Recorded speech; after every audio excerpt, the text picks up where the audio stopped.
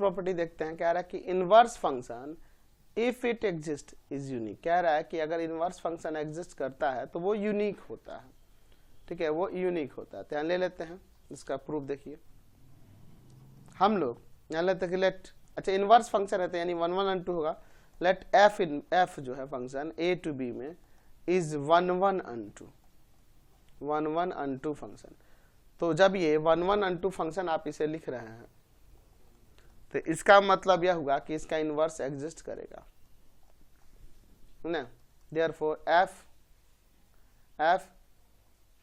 F inverse B to A है ना जी, या ऐसे लिख सकते हैं कि F is invertible, F is invertible,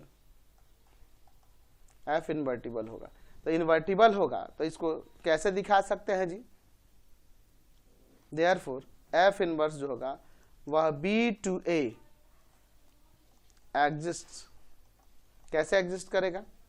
तो एफ इनवर्स जिसमें एलिमेंट y रख रहे हैं तो हमारा वैल्यू आ रहा है x, जहां ये किसके इक्वल हो जाएगा? F x equal to y, है ना।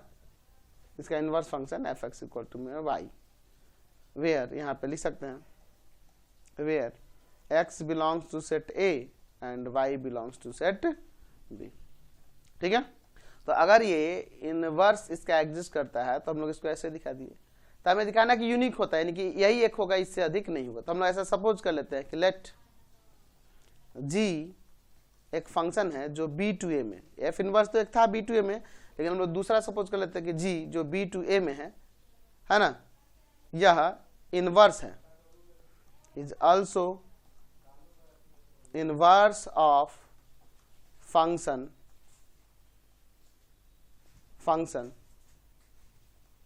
कौन था? f। फंक्शन f का यह भी इनवर्स है। तो जब यह भी इनवर्स है तो इसका मतलब कि जी वाई इक्वल टू में x होगा, है ना, implies and implies by f x equal to में y, ठीक है। यहाँ पे लिख सकते कि वेयर या for all x belongs to set a and y belongs to set b। तो हमने देखा कि इस फंक्शन के हमने दो इनवर्स ले लिए, एक इनवर्स तो था ही क्योंकि इन्वर्टिबल है, और दूसरा हमने मान लिया कि यह भी ये है, लेकिन ये पॉसिबल है कि नहीं पता। तो हम लिख सकते हैं यहाँ पे कंडीशन लगाते हैं इफ इट पॉसिबल, अगर यह पॉसिबल है तो ये हमने ऐसा कर लिया। ऐसे तो पॉसिबल है नहीं, एक फंक्शन के एक ही इनवर्स होंगे, एक से अधिक नहीं हो सकते। तो हमने दूसरा एक इनवर्स ले लिया, एक तो एफ इनवर्स था ही, दूसरा हमने एक इनवर्स ले लिया जी, ठीक है। यहाँ पे ये हमने सपोज कर लिया। लेट एक हम लोग एलिमेंट ले लेते हैं, सपोज मैं वो एलिमेंट y1 ले लेता हूँ, बी एनी एलिमेंट इस इनवर्स फंक्शन के डोमेन का एलिमेंट ऑफ सेट b। तो इसके डोमेन का मैंने एक एलिमेंट ले लिया y1। अच्छा अब देखिए, मैंने यहाँ पे जब एलिमेंट y1 लिया है तो मैं इस फंक्शन में रखता हूँ f इनवर्स ऑफ y1। तो रखने पे हमें वैल्यू मान लीजिए मिलता है x1, एंड दूसरा इस फंक्शन में मैं रखता हूं y1, तो रखने पे हम मान लीजिए वैल्यू मिलता है हमें x2, ठीक है। तो हमारे पास फंक्शन f इनवर्स में y1 रखने पे x1 मिला, एंड यहाँ पर इस फंक्शन में y1 रखने पे हमें x2 मिल गया, ठीक है। अब इसके बाद देखिए, हमारे पास ये इन्वर्टिबल फंक्शन थे, तो इसको ऐसे नहीं लिख सकता हूँ कि f x1 जो होगा ना इक्वल हो जाएगा y1 के, एंड यहाँ पर क्या हो जाएगा, ये उधर जाएगा तो ये हो जाएगा, तो g जो है f का इनवर्स है तो ये हो जाएगा f x2 ना इक्वल टू में y1।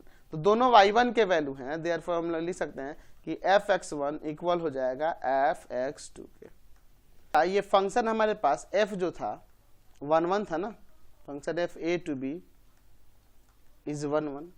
तो जब ये 1 1 फंक्शन था तो हम यहाँ से x1 x2 के इक्वल लिख सकते हैं। तो अगर देखा जाए x1 तो यहाँ पर x1 किसके इक्वल है, तो यह इक्वल है f इनवर्स ऑफ y1 के, एंड x2 किसके इक्वल है, तो यह g ऑफ y1 के, है ना जी। तो एक्चुअल में ये दोनों फंक्शन तो इक्वल हो गए ना, ये दोनों फंक्शन इक्वल हो गए, तो f इनवर्स किसके इक्वल हो गया, g के। तो हमने इन दोनों को अलग अलग फंक्शन लिया था, लेकिन आगे चल के ये फंक्शन आपस में क्या हो गए, इक्वल हो गए। तो यहाँ पे लिख सकते हैं कि 10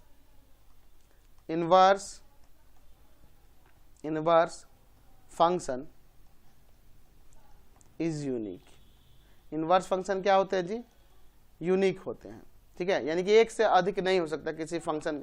अगर इनवर्स पॉसिबल है, इनवर्स एग्जिस्ट कर रहा है, तो उसका एक ही इनवर्स होगा, एक से अधिक इनवर्स नहीं हो सकता है।